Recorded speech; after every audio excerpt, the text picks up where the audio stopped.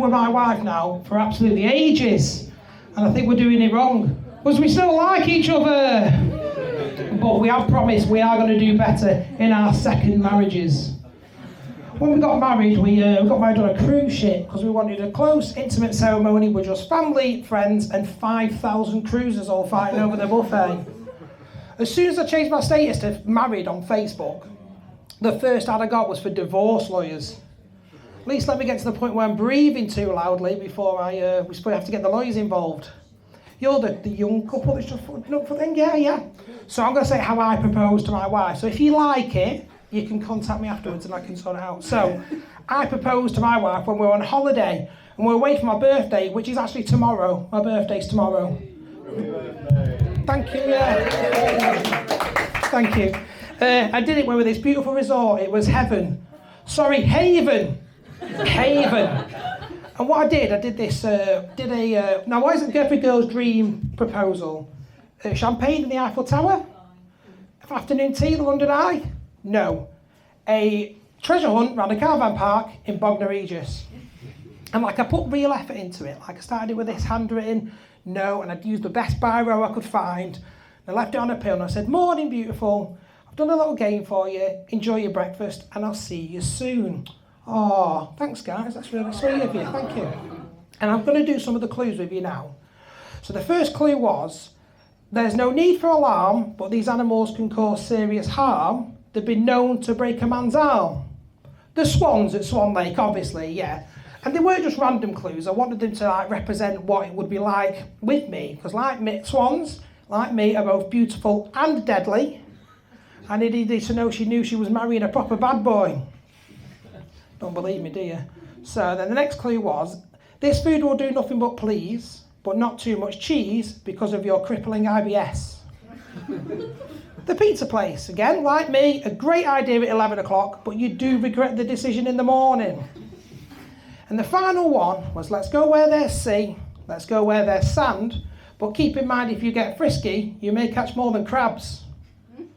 The beach, obviously.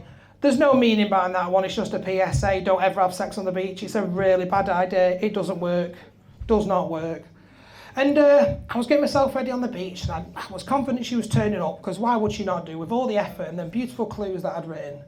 But the day was dragging on, I was getting a little bit nervous, and it reminded of this couple we'd met in Mexico, and he asked his girlfriend to marry her on the first day of a 2-week holiday, and she said no. So my confidence was dropping as much as the temperature. But it's all right, eventually she comes around the corner and I see her walking towards me.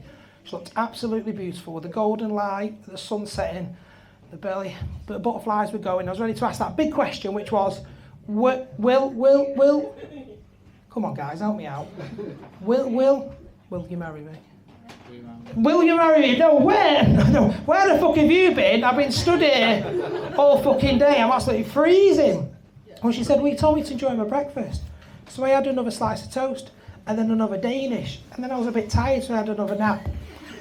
But I wanted to do it properly, so I got down on one knee, and I'm going to get down on one knee now, and I don't think I'll be able to get back up, so the rest of the thing we might be eye to eye. But that's all right, isn't it?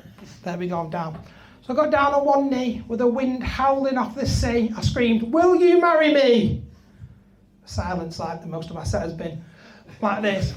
And then I thought, oh shit, have I ruined the holiday? Can I take the ring back?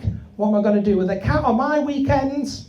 I had no idea. She leans down and says, "I can't hear you over the wind," so I scream again, "Will you marry me?" And I hear the faintest yes, and I thought, yes, brilliant. And as I stood up, stand up, brilliant, and I brushed the tears away from my frostbitten face, I think I've absolutely smashed that.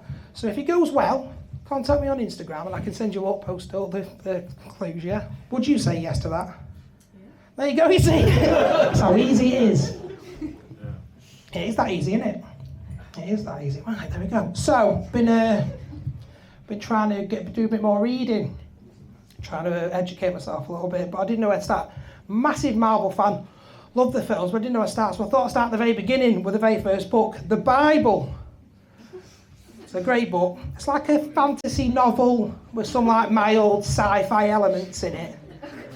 And the beginning starts off really slow. There's a lot of world building in the beginning of the first one. We meet the main character, this guy called God. He's far too overpowered for me, far too overpowered. He can do literally anything, spends his entire time essentially being a dickhead. First thing, this woman eats an apple. It's not the end of the world. God's reaction, he punishes all women with painful childbirth forever. Absolute misogynistic piece of shit. You're doing that today? Yeah, you do that today, you're getting cancelled in no time, aren't you? Next thing, Sodom and Gomorrah debacle. He raises an entire city, flattens it to the ground. Now, the official reason is something to do with sin and bumming each other. But the reality is, I just read between the lines, and I think he was upset he wasn't invited to the orgy. The author realised he'd made this awful, misogynistic, megalomaniac character, and he does a Thanos and wipes everybody out in this big flood. Kills everybody off. Weird ending, but it sets us up nicely for Bible 2. Now, Bible 2, The Return of the King, has a very different feeling. Has a very different feeling to Bible 1. Meet the guy at the beginning, this guy called Jesus. He sounds lovely, really nice. Very ropey origin story, though. Very ropey origin story. His mummy's just pregnant. She doesn't know where. 3 men turn up at the birth. It's essentially the plot of Mamma Mia. And then he disappears, Jesus. Disappears 30 years, goes off. We don't see anything of him. And then when he comes back, he's got superpowers. They're not great superpowers. They're very food-based, heavy superpowers. He can make a fish finger butty. He could turn water into wine. Sandwich, I'm from the north, I'm from Manchester. A fish finger sandwich. Turn water into wine. He's not flying, he's not saving people, but he's not going to skip out on his round. Now, I'm really sorry if there's anyone in the middle of the Bible. I am going to spoil it now. But the book is 2,000 years old, so I think it's okay. But Jesus dies in the end. I know, I'm sorry. I'm a shit. I know. But it's all right. He comes back alive. Honestly, the king returned. It were bold to kill him off, brave to bring him back, and I loved it, and I was hooked. Absolutely hooked. And I wanted Bible 3. But alas, there is no Bible 3. Looked online, no codes to Bible 3, can't see anything. But I did find the REU, the Religious Extended Universe. And there's some big plays in the Religious Extended Universe. There's the Quran. I love the tension that gets. It's all right, we're all right. Best thing about the Quran, Jesus from Bible 2 has a cameo in the Quran. There's a little post-credit scene. It was like when Thor turned up, like Doctor Strange turned up in the Thor movie. I absolutely loved it. And there's the Torah. Torah is like the director's cut of the first Bible. They've taken all the fluff and all the filler out and they've left a strong image. And I burnt my way through all the real entries to the REU. And I started looking for some more fan-made content. And I found Jesus fan fiction.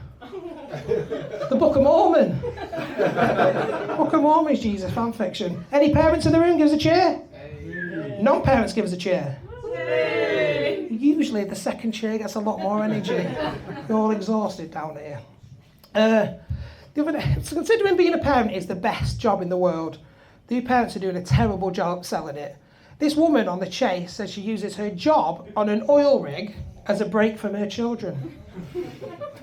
A floating metal prison in the middle of the sea is a better option than putting fish fingers and chips in an air fryer. It's mental. The cost as well. Have a guess how much it costs to raise a child from 0 to 18? Have a guess.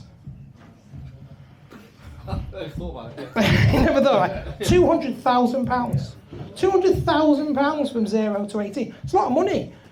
Like, we can buy a lot of things with that. Do you know how much you can buy with 200 grand? 646 cream eggs. It's a big choice, isn't it? A big choice. Baby or cream eggs. Baby or cream eggs.